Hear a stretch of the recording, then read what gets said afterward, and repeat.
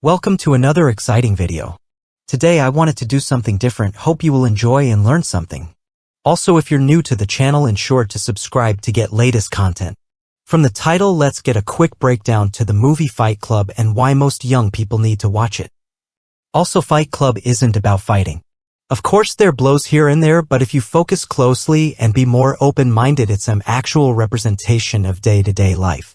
First released in 1999, the film always leaves the audience with a much different perspective on how to look at things, noting that it won't change your life completely, but it always gives you something to really think about the modern world, especially now.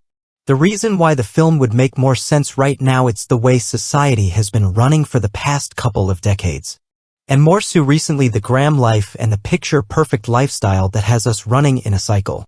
Tyler Durden is a split personality of the narrator in the film. He represents everything that the narrator is not, and subconsciously Tyler represents a lot of people in today's world. The question, Raymond, was what did you want to be? Answering, Raymond. Jesus. Part 1. Time is limited. In today's world, we rather work those dead-end jobs for the simple reason would be to earn a living, but the major question is, how much time do you really have? One may also state that the reason that they're still maintaining their job is the security they get from it. But to be honest, we all saw what COVID did. The security and the safety was all put at stake. That childhood dream that you thought about, that you wanted to become, slowly fades away as you get older. You slowly start conforming into the boring adult that you wouldn't thought you would become. In this scene is perfectly executed, where if a gun was placed to your head, would you go after the things you really wanted? Would you have a sense of urgency in life, knowing that in split second it could be over? I know most of the population are in the same place right now, a simple cycle of home, work, and sleep.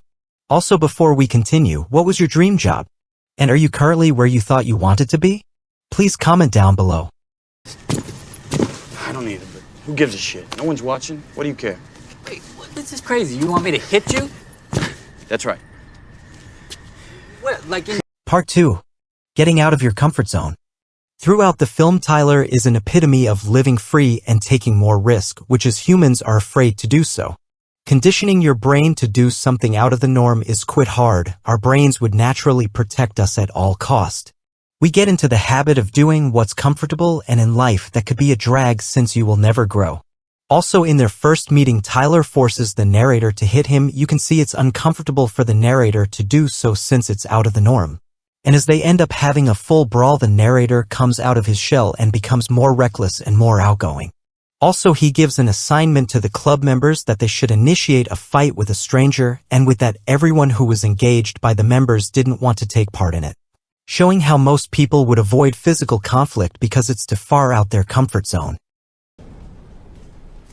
Advertising has us chasing cars and clothes, working jobs we hate so we can buy shit we don't need.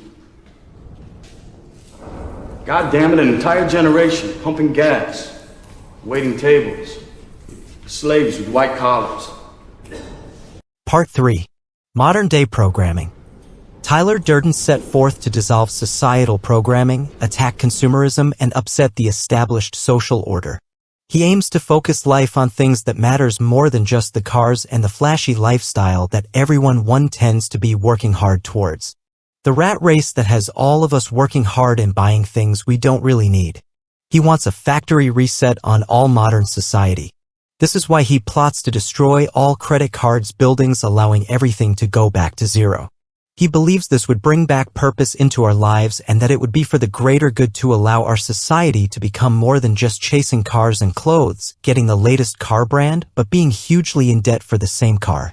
In reality, the things you own end up owning you. How many of us today binge watch reality shows, watching the latest trends and luxurious brands, and we all aim or wish to acquire them? And after we get them, are we free yet? Or just waiting for another product to be released so as to still chase it?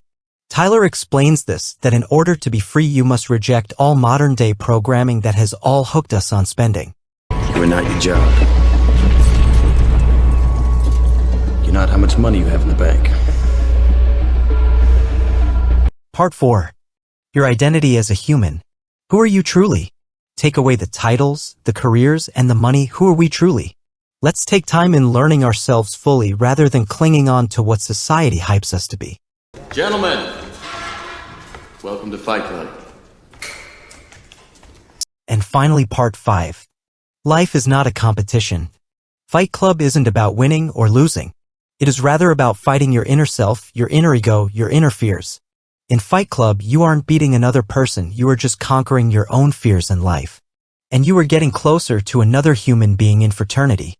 Adopting that theme that life isn't a competition is the most peaceful way of life. It's about improving each other, and the only fights that matter are those within ourselves because they are those that counts. Becoming better version of ourselves as each day passes. Hope you enjoyed. Make sure to leave a comment down below on your thoughts.